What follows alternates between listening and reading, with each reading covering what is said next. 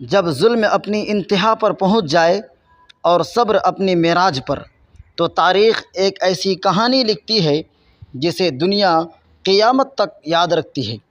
یہ کہانی ہے شعب ابی طالب کی، جہاں محمد صلی اللہ تعالیٰ علیہ وسلم اور ان کے چاہنے والے 3 سال تک محصور رہے۔ صبر کی وہ گھڑیاں تھیں، ایثار کا سما تھا، اسلام بچ رہا تھا، دنیا کو کیا پتہ تھا۔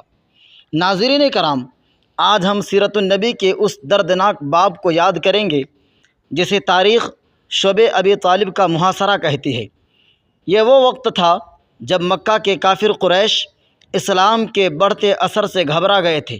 انہوں نے سوچا اب محمد صلی اللہ تعالیٰ علیہ وسلم اور ان کے ساتھیوں کو مکمل طور پر معاشرے سے کاٹ دیا جائے، لہٰذا ایک ظالمانہ معاہدہ لکھا گیا جس پر قریش کے بڑے بڑے سرداروں نے دستخط کیے۔ اس معاہدے میں کیا تھا کہ کوئی محمد کے خاندان والوں سے شادی نہیں کرے گا، ان کے ساتھ خرید و فروخت نہیں کرے گا، ان سے بات چیت نہیں کرے گا، انہیں کھانے پینے کی کوئی چیز نہیں دی جائے گی، یہاں تک کہ انہیں بھوک سے مر جانے پر مجبور کر دیا جائے۔ حضور اکرم صلی اللہ تعالیٰ علیہ وسلم، حضرت ابو طالب، حضرت خدیجہ اور تمام بنو ہاشم کو مکہ سے نکال کر ایک وادی میں قید کر دیا گیا۔ اس وادی کا نام تھا شعب ابی طالب۔ ناظرین سوچئے، گرمیوں کی تپتی دھوپ، سردیوں کی ٹھٹرتی راتیں اور 3 سال تک کھانے پینے کی چیزیں بند۔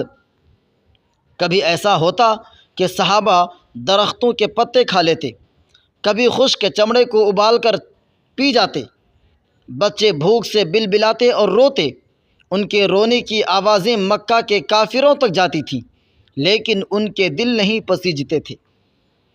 اس دوران سب سے زیادہ صبر اور قربانی دکھانے والی تھی حضرت خدیجہ، جو اپنی ساری دولت اسلام پر قربان کر چکی تھیں اور سب سے مضبوط سہارا تھے۔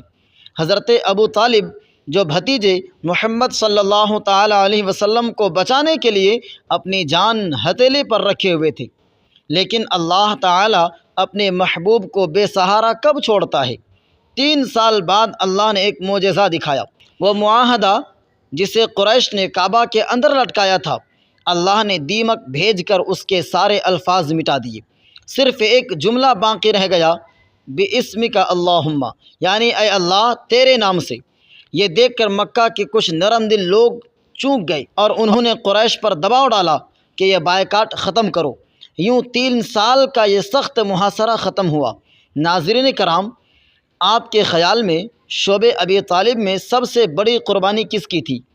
حضرت خدیجہ کی یا حضرت ابو طالب کی؟ کمنٹس میں اپنی رائے ضرور لکھیں۔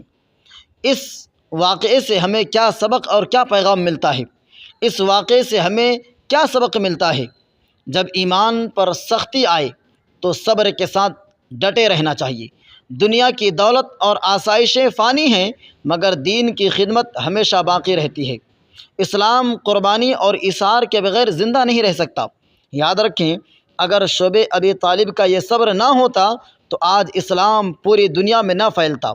اگر آپ کو یہ واقعہ دل کو چھو گیا ہو تو اسے زیادہ سے زیادہ شیئر کیجیے تاکہ ہر مسلمان کو قربانی اور صبر کا سبق ملے، اور ہمارے چینل کو سبسکرائب کرنا نہ بھولیں، کیونکہ اگلی قسط میں ہم ذکر کریں گے عام الحزن، یعنی غم کا سال، جب حضور نے اپنے 2 عظیم سہارے کھوئے۔